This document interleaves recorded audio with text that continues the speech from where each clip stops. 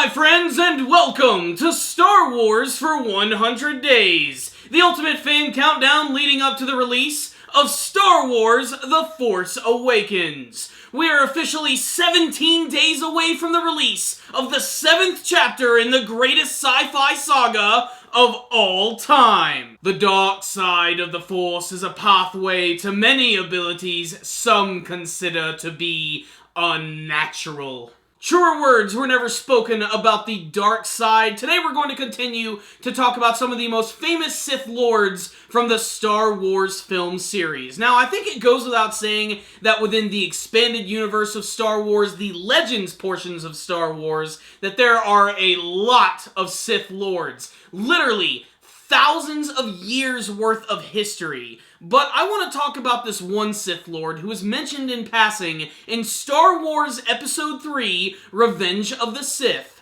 The original master of Darth Sidious, Darth Plagueis. Darth Plagueis continues to be one of the more mysterious characters from the Star Wars universe. Yeah, there's books and comics all about this character, but all I really care about is what they said in the movies. And in the movies, Darth Plagueis is hinted to be the master of Emperor Palpatine himself. He taught him all of his dark secrets.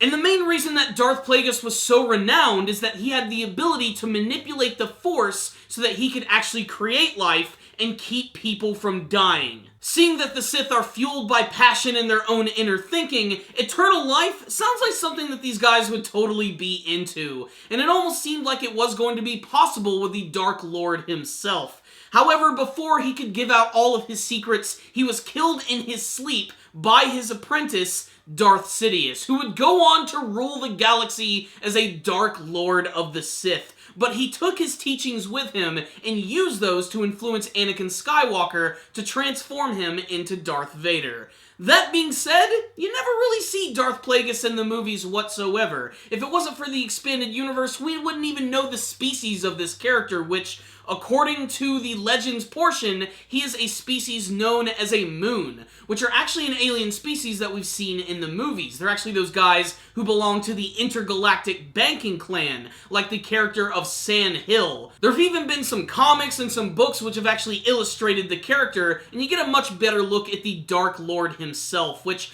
I always imagine Plagueis looking a little different. Frankly, I think the moon species is just, well, a little too goofy looking for the Dark Lord. Especially the inconsistency with the design of the moons themselves. Sometimes they have noses, sometimes they don't.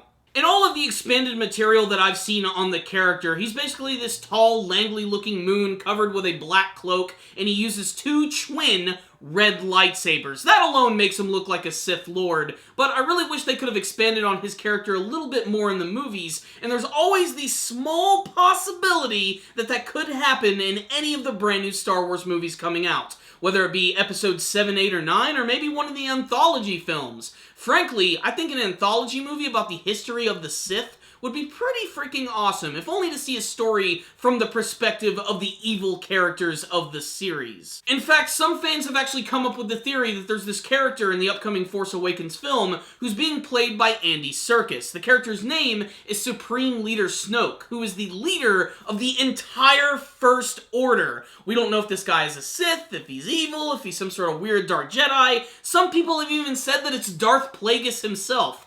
I'm not really quite sure how Palpatine actually killed Plagueis, whether it means literally putting a pillow over his face or decapitating him with a lightsaber. Like I said, I haven't read any of those books. But for a character who had the ability to manipulate the living side of the Force, there's always the small possibility that Darth Plagueis could return. And if it is worth noting, his name sounds pretty frickin' metal. For all we know, Darth Plagueis being killed by Apprentice was simply all a part of his plan, as he is simply biding his time to return and bring darkness to the galaxy. What I will say is that Darth Plagueis was one of the most instrumental non-scene characters in the Star Wars universe, as he is sort of directly responsible for Anakin Skywalker even turning into Darth Vader, and of course the formation of the Rebel Alliance, and everything that happens in the Star Wars film. He is essentially responsible for everything. The only other person who would be more evil is probably Jar Jar Binks, and that's because he was the one who actually decided, hey, let's give supreme power to the Chancellor. What could go wrong? So who is more evil, Darth Plagueis or Jar Jar Binks?